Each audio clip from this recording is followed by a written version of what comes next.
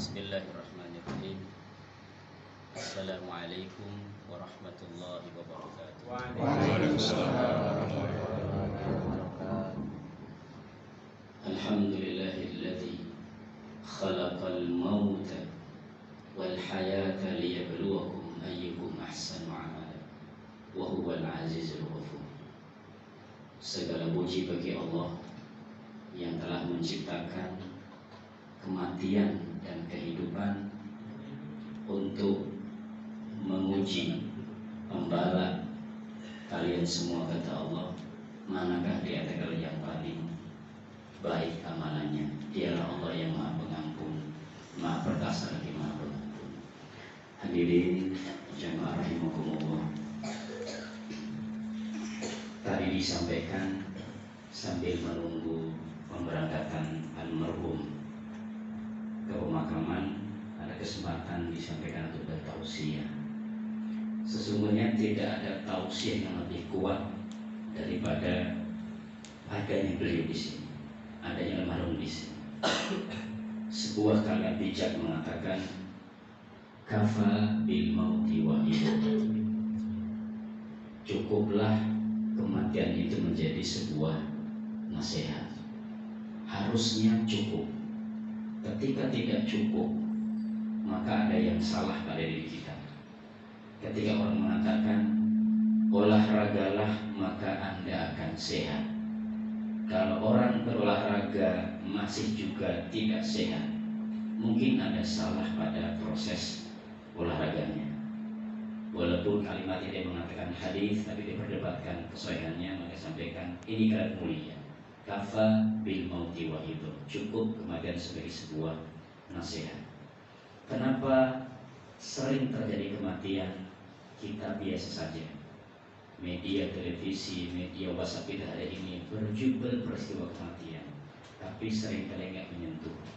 Ada seorang penyair menyatakan, man lam yakul li nafsihi wahidun lan yanfa'ul mawahid.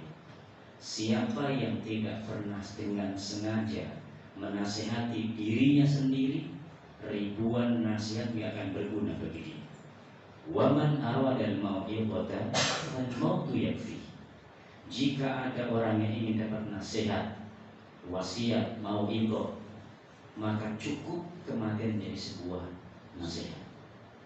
Betapa dahsyatnya Rasulullah SAW ketika menyunahkan kepada kita, setiap pagi bangun tidur, kalimat mulia adalah alhamdulillahilladzi ahyana ba'dama amatana wa ilaihin nusyur.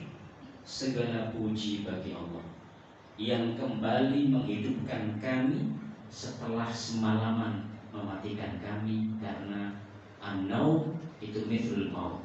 Kematian itu, tidur itu seperti kematian. Di satu ayat jelaskan maknanya adalah ada orang-orang yang kemudian dengan tidurnya digenggam jiwanya oleh Allah, ada sebagian mereka dikembalikan seperti kita hari ini hidup kembali.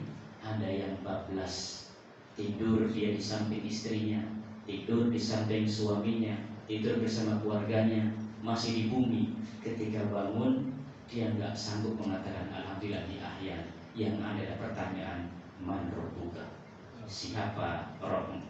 Maka kita bersyukur kepada Allah hari ini masih diberi kehidupan.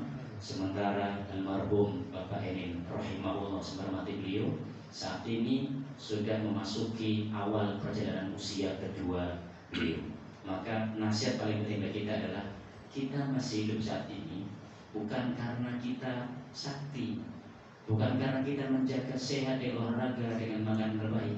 Allah masih sayang kepada kita untuk menambah kebaikan yang sudah kita punya dan untuk menutup segala keburukan. Maka almarhum nggak bisa lagi menambah amalnya, selesai sudah. Tapi kita masih punya kesempatan. Mudah-mudahan ibadah bagi kita. Beliau berusia 75 tahun, lahir di tahun 1948. Sekarang berarti berusia 75.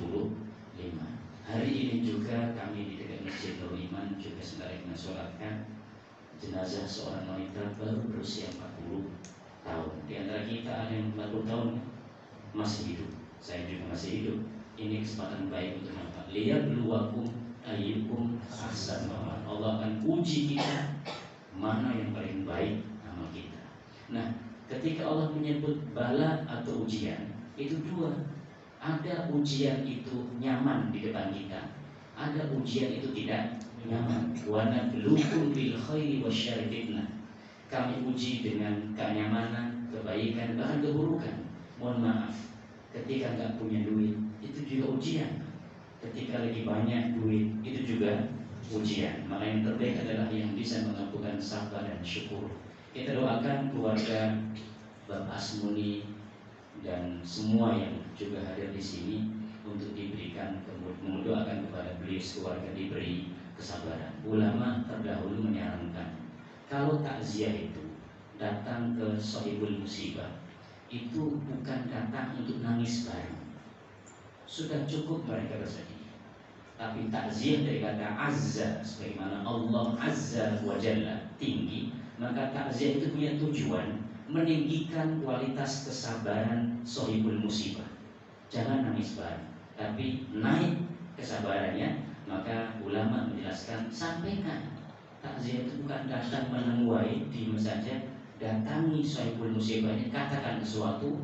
A'adhamallahu ajraka wa ahsana azab wa ghufira limayiti. Semoga Allah agungkan pahalamu wahai saudaraku yang sedang ada musibah, dan semua kesabaranmu naik diperbaiki Allah Subhanahu wa taala, dan yang telah wafat pun itu diampuni. Tentunya bagi keluarga Pak Asmuni dan semuanya ini musibah berat, tapi belum tentu bagi almarhum. Belum tentu bagi almarhum. Ini juga penting tersebut. Menyebut almarhum alam itu sebenarnya maknanya apa? Dari kata rahimah yarhamu, rahimun marhum. Jadi almarhum itu adalah lelaki yang dirahmati. Almarhumah adalah perempuan yang dirahmati. Rahmat itu bahasa apa? Bahasa Arab. Coba terjemah bahasa Indonesia. Bismillahirrahmanirrahim. Ar-Rahman memberi rahmat, Ar-Rahim memberi rahmat. Maka terjemahannya Maha Pengasih lagi Maha Penyayang. Maka kita menyebut rahmat Allah itu berarti kasih dan sayangnya Allah. Maka semua keluarga kita termasuk disebut nama ayah kita yang telah wafat, kakek kita bilang almarhum kebaikan kita. Itu maknanya apa? Semoga beliau adalah orang yang dikasihi, disayang oleh Allah di mana? Di barzahnya dan kelak di surganya. Maka jangan pelit. Disebut nama ayah yang telah wafat, langsung refleks rahimahullah. Kalau ada yang mengatakan kan bukan ulama, kok rahimahullah? Siapa bilang rahimahullah buat ulama? Buat orang-orang baik kita cintai telah wafat, katakan kepada Allah rahimahullah. Semoga Allah merahmatinya, menyayangi dan mengasihinya. Kalau beliau sabar dengan sakitnya kemarin, nggak lama insya Allah ya, sabar, demam saja sedikit, kok orang yang bersabar itu merontokkan dosa-dosa sebagaimana panas api merontokkan merontokkan keratnya besi. Semoga beliau sabar dan dirontokkan semua kesalahannya. Rahimahullah, sekali lagi ini musibah bagi beliau, bagi almarhum. Sangat mungkin kita berharap adalah kebahagiaan beliau. Dulu beliau di alam roh, masuk ke rahim bundanya. Sekarang di dunia 75 tahun usia beliau, dan sekarang akan masuk pada usia keduanya. Rahimahullah, tadi sebagai sudah mengangkat, Rasul menyebutkan jenazah itu ada dua jenis. Yang baik ketika diangkat di atas pundak laki-laki mengangkatnya, dia akan bilang, ayo segerakan bagi orang yang baik. Gak sabar dia untuk menikmati raudhatun min riyadil jannah, taman di taman surga. Tapi kalau dia orang tidak baik, mau dibawa kemana aku ini? Entar saja. Insya Allah beliau sore besok sore mudah ya. Jadi beliau masih mendengar nanti sampai di pemakaman, ketika dikuburkan, dan sebelum nanti terakhir sendal yang lewat, dia masih mendengar. Sendal terakhir masih dengar oleh beliau. Setelah semua telah pergi, malaikat akan datang, Munkar dan Nakir datang. Apa pertanyaannya?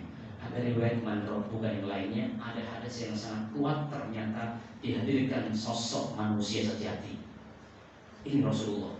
Kalau beliau beriman, beliau orang yang soleh, akan langsung mengatakan aku bersaksi ini Rasulullah.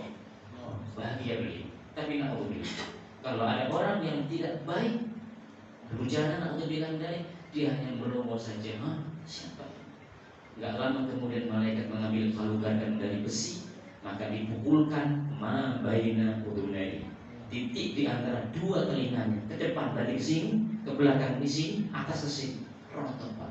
Berulang-ulang itu ditunjukkan. Semoga beliau, makanya di keluarga seperti yang lain sudah pergi, tunggu sejenak, doakan serius. Rasulullah mengatakan pemakaman sahabat terjadi, beliau berdiri mengatakan istaghfiru li akhikum, mintakan dia ampunan, was'alu lahu tathbit, dan mintalah bisa menjawab pertanyaan para berdua malaikat dengan mengatakan la ilaha illallah wa asyhadu anna muhammadan rasulullah. Semoga dimudahkan, mintakan. Dan masih ada bakti buat Pak Asmuni dan sekeluarga dan adik dan kakak adiknya, mintakan ampun sering-sering beliau, karena memintakan ampun baik untuk beliau, meningkat kebaikannya. Boleh juga bersedekah atas nama orang tua, sangat baik itu. Enggak mesti dengan uang, dengan tenaga pun bisa. Nanti semoga dinaikkan gara-gara beliau punya anak-anak yang soleh. Saya saksi Pak Asmuni juga orang yang soleh, istri juga soleh, yang lainnya semoga juga memberikan kebaikan kepada beliau. Tadi rahimahullah, demikian tentunya beliau juga ingin segera, tapi kita masih menunggu proses ini sana. Semoga Allah mudahkan semuanya. Yang berkesempatan sampai di sana, lakukan ini fardu kifayah, pahalanya segede gunung Uhud. Lakukan. Kami mohon izin nanti karena di masjid kami juga sebentar lagi menyolatkan, jadi nggak bisa nanti sampai teman-teman, mohon dimaafkan. Dan ngomong sekali lagi, cukup ini menjadi sebuah nasihat. Mudah-mudahan kita isi tadi kita mensolatkan, sebelum kita disolatkan, jagalah sholat kita, jaga sholat juga anak-anak kita semua. Baik demikian, wassalamualaikum warahmatullahi wabarakatuh.